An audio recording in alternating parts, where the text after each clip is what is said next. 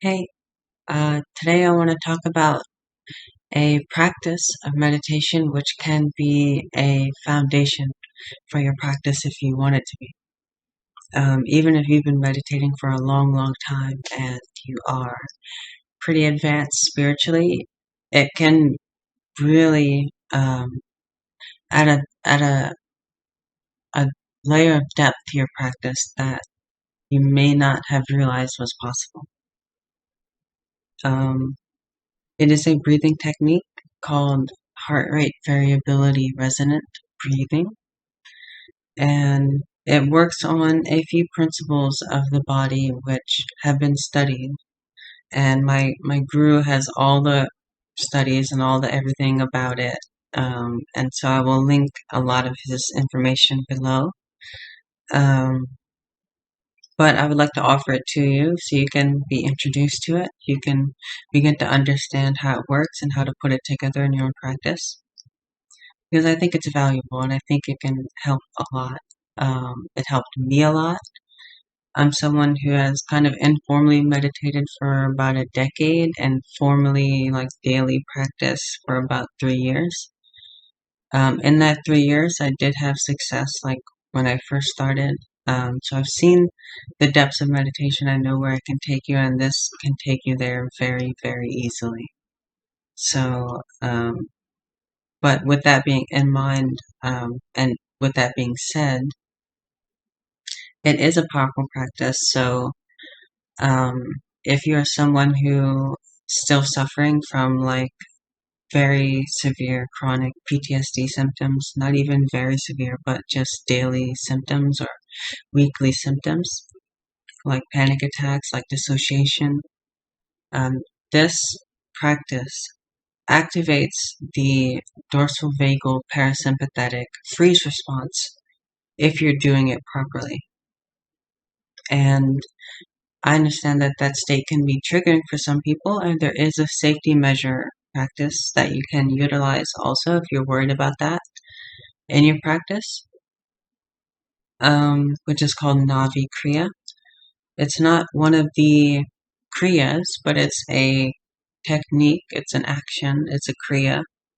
It's a something that my guru also teaches, and I'll put a link to that below also. Put a lot of information below. Um, but if you are going to do this practice and you do have trauma, be aware that it can be triggering. It can bring up things that you may not have realized were there to be brought up and in what force that they were brought up in. And in those cases, you would want to postpone the practice for a short while and just do Navi Kriya, or you would just do something else, like maybe some trauma therapy that you have on your own. So keep in mind that this is a powerful practice, and um, it's not for everyone to jump right into, I think, because it is powerful, but it is something that beginners can utilize to skip a lot of time in their meditative journey and start getting results really quickly. Um, so, with that being said, I would like to get into the technique itself. There are three main principles that must be followed for this practice to be effective, for it to be effective as it is. Um, but like I said, we are getting into uh, the dorsal vagal. So how does that work? Well, the diaphragm, as you breathe out, is going to put a little bit of pressure on your dorsal vagal. It's going to be back here, inside your torso and your chest. And so as you're breathing out, your diaphragm is going up and putting pressure there. So one of the main principles, the first one that I would keep in mind, is keeping the out breath longer than your in breath. So what that can look like is you breathe in 4 seconds. Starting at 0, you count to 4, breathing in, and then you breathe out 5 seconds, or 6 seconds, or 7 seconds, or however long you would like. And I say however long you would like because the longer you can get that breath and the higher that ratio is between the in-breath and the out-breath, then the more effective the practice can be, the quicker it can take effect, and the deeper you can go with it. So I like to cap or stop my in-breath around 5 to 7 seconds. I don't like to go more than that because it kind of messes up the ratio for me.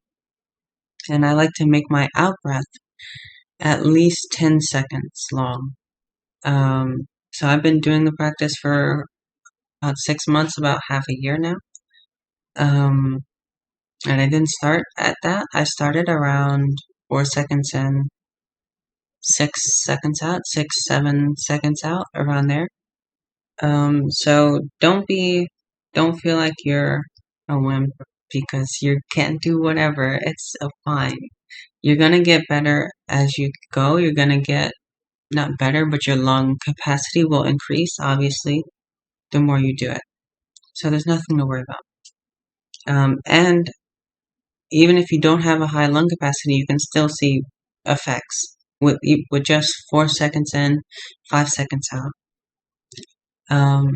Because of the other aspects of the practice. The second one being uh, 9 seconds total or longer. The breath must be 9 seconds at least. And you can find that in the 4 seconds breathing in and 5 seconds breathing out. That would be 9 seconds. And anything more than that is fine.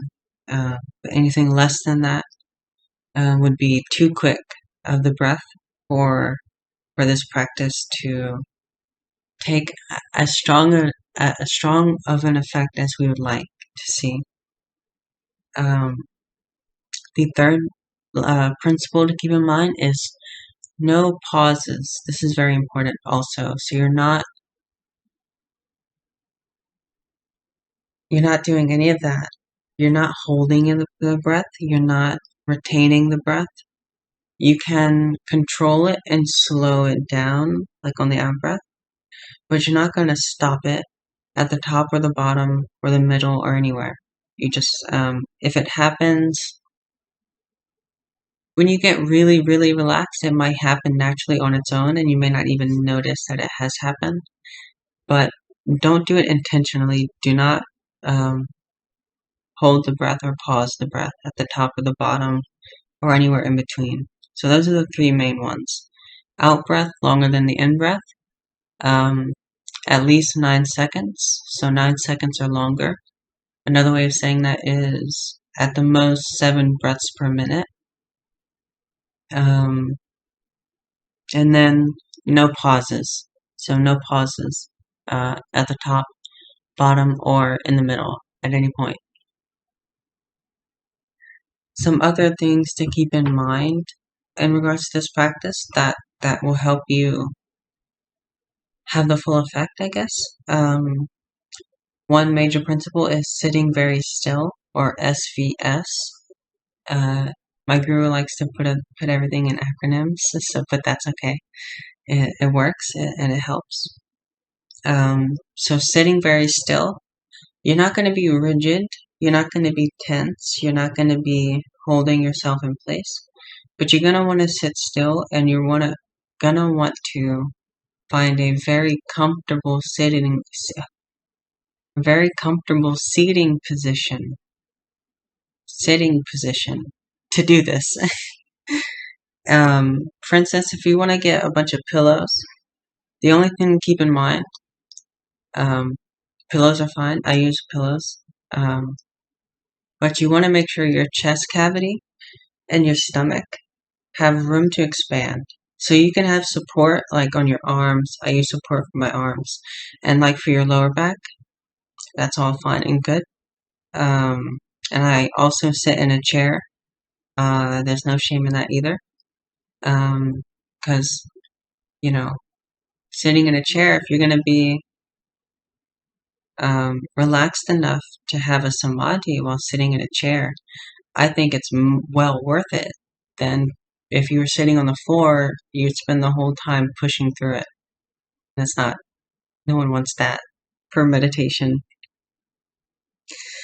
So comfort is very important, making sure you're okay sitting where you're sitting and that you can sit still for however long you're going to sit still for. And when starting the practice, I would start very small. Just do 5 minutes, 10 minutes, 20 minutes, whatever feels right, or whatever feels comfortable. And you want to do it in a short amount of time to make sure that you're doing the practice correct and that you're going to see the results of the practice very quickly so that you know it's working and that it's not being caused by some outside force. And when you have realized that you're doing it correctly and you have practiced it good and because this does take some practice, it's a practice for a reason. It does take some figuring out and figuring out how to hold your body and sit just right. To control your lungs with the least amount of resistance, and you can really get deep with this if you practice it. There's a lot of components to it that you can mess with, and it's very fun. But once you have done that, where was I going with that? I kind of forgot. But once you have done that, you will start to see. Oh yes. You'll want to do that to make sure you're doing it properly. And once you have figured out how to do it properly, then there's certainly no harm in doing it for as long as you would like. But it's recommended to start short. At least, I would say if you're someone who wants to go longer, do 20 minutes. Do 20 minutes HRV breathing, and then meditate the rest how you would normally. Maybe you're just sitting there, resting, soaking in your relaxation. That's highly recommended too. To really absorb the effects that you have enacted on your nervous system and kind of soak it in. And you'll start to notice some symptoms if you're doing it properly, like tingling on your skin. That's one that I notice a lot, tingling on my hands. Whatever is most relaxed, you'll notice it will start to tingle along your skin. You may notice your hands get warm or hot or like they're very heavy or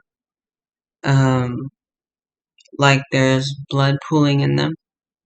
And we want to make sure that this is not being caused by like some restricted clothing or loss of blood circulation. This is not the same thing as pins and needles. No, this is not pins and needles. It's a gentle tingling.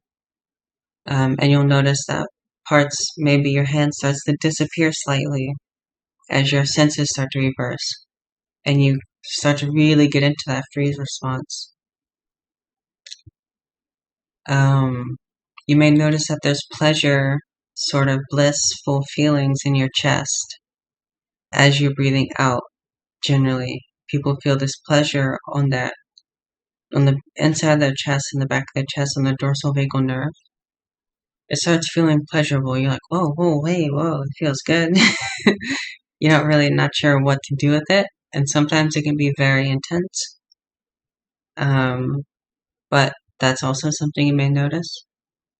You may notice your lips are tingling. Some people have tingles a lot throughout the day. I have tingles a lot throughout the day. I don't know if that's a bad thing, but it can be hard to distinguish the lips from me, but that's something also you may notice.